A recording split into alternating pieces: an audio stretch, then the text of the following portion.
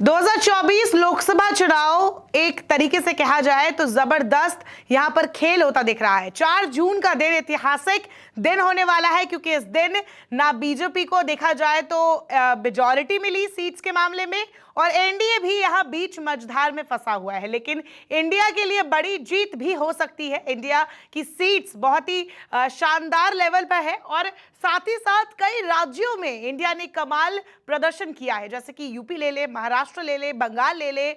और अब बात करेंगे साउथ की। साउथ में अगर देखेंगे कि किसने किया खेला और यही इस वीडियो में जानेंगे। तो बता दें आपको 5 स्टेट है, आंध्र प्रदेश, तेलंगाना, तमिलनाडु, केरल और कर्नाटक। इन पांचों में से बात करेंगे आंध्र प्रदेश की 25 सीटें हैं।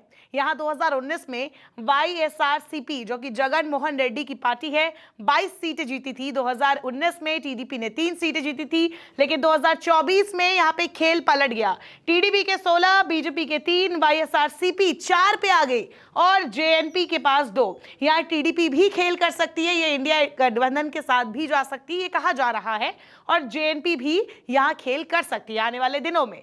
बात करेंगे कर्नाटक की 28 सीट से। 2019 में बीजेपी को यहां 25 सीटें मिली थी, यानी कि कुल मिलाकर जेडीएस को 1, कांग्रेस को 1 और आईएनडी को 1। लेकिन बीजेपी को यहां जबरदस्त झटका लगा क्योंकि बीजेपी को इस बार लगभग 17 सीटें, ये थोड़ा बहुत कम ज्यादा हो सकता है क्योंकि इलेक्शन कमीशन का डेटा है, तो ये रिजल्ट में अगर आप देखेंगे तो ये 1-2 सीट्स कम ज्यादा हो सकती है। लेकिन बीजेपी को 17, 25 से, जेडीएस को 2, कांग्रेस को 9 सीटें। तो कांग्रेस के लिए कर्नाटक में कह सकते हैं कि नया सवेरा हुआ है।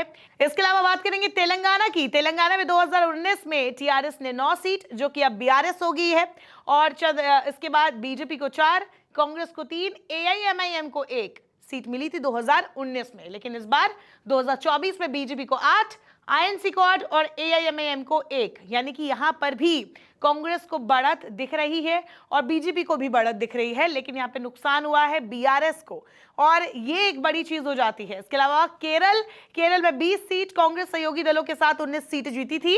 इस बार का माहौल देखेंगे तो आईएनसी को 14 सीटें, बीजेपी को 1 सीट, आईयूएमएल को 2, केसी को 1।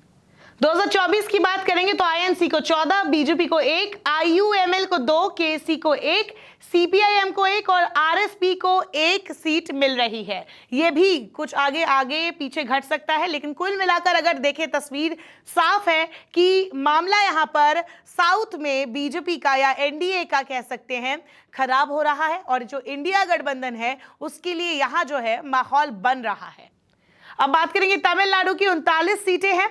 या डीएमके को 23 सीटें मिली थी, सीपीआईएम को 2, आईएनसी को 8, आईएमएल को 1, सीपीआई को 2 और अदर्स को 2 सीट मिली थी। ये 2019 का डेटा है। लेकिन अब देखिए डीएमके को 21 जो कि इंडिया गठबंधन का ही हिस्सा है, स्टालिन, और इसके अलावा सीपीआई को 2, आईएनसी को 9। पिछली बार और इस बार का ज्यादा अंतर नहीं है, थोड़ा बहुत ज्यादा कम हो सकता है। सीपीआईएम को 2, वीसीके को 2 और पीएमके को 1 सीट। इसके अलावा अगर आपको कुछ बड़े चेहरों की बात करते हैं तो ये ईसीआई का डेटा है, ये आप देख सकते हैं, और ये कुल मिलाकर कम ज्यादा हो सकता है, लेकिन ये कर्नाटक में है। कुछ हॉट सीट्स कह सकते हैं, इसमें राधा कृष्णा आगे चल रहे हैं, और इसके अलावा कह सकते हैं बसवराज बोम्मई जो है हावेरी से अपनी सीट से वो आगे चल रहे हैं, और बाकी इन सब की जीत लगभग ये तय है, यानी कि विनिंग कैंडिडेट्स ही है ये। तो एक और है वाईआर राघवेंद्र और कैप्टन ब्रजेश और गोविंद और वी सोमन्ना, ये कुछ बीजेपी के कैंडिडेट्स हैं जो कि विनिंग कैंडिडेट्स है। इसके अलावा एक और है जेडी के जो विनिंग कैंडिडेट, जेडीएस के जो वो है कैंडिडेट, जैसे कि कुमार स्वामी अपनी सीट वो मंड्या से जीत गए हैं, और एक है मलेश बाबू। ये कुछ हॉट सीट्स है जो कि आपको बता सकते हैं कि ये विनिंग कैंडिडेट्स है, और बाकी जो लीडिंग कैंडिडेट्स है जो कि फेमस है साउथ के जो नेता है उनका भी आपको नाम बता देते हैं। कर्नाटक की बात करें तो कर्नाटक में बीजेपी की तरफ से जगदीश शेट्टार बेलगांव से आगे चल रहे हैं, तेजस्वी सूर्या बेंगलुरु साउथ से आगे चल रहे हैं, प्रहलाद जोशी धारवाड़ से आगे चल रहे हैं, पीसी मोहन बेंगलुरु सेंट्रल से आगे चल रहे हैं। केरल की बात करें तो यहाँ वायनाड से राहुल गांधी है जो कि काफ़ी आगे चले गए हैं और इनकी जीत अब पक्की है।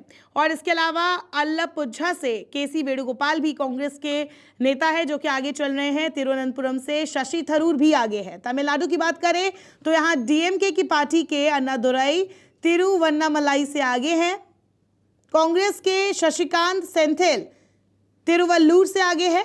गोपीनाथ के कृष्णागिरी से आगे और पी चिदम्बरम शिवगंगा से आगे है। तेलंगाना की बात करेंगे तो यहां बंदी संजय कुमार बीजेपी के नेता है, करीमनगर से आगे हैं।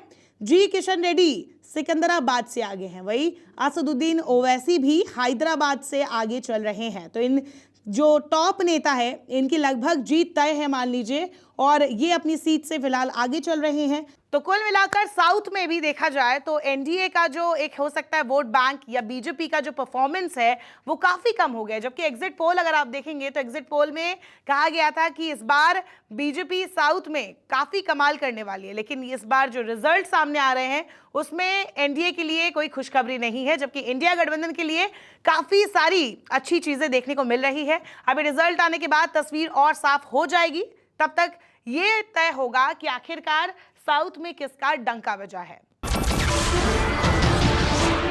नमस्कार, मैं हूं मानक गुप्ता। अगर आपको हमारा ये वीडियो पसंद आया हो तो इसे लाइक और शेयर जरूर करें, और हां, हमें सब्सक्राइब और फॉलो करना ना भूलें ताकि आप देश और दुनिया की कोई खबर मिस ना करें।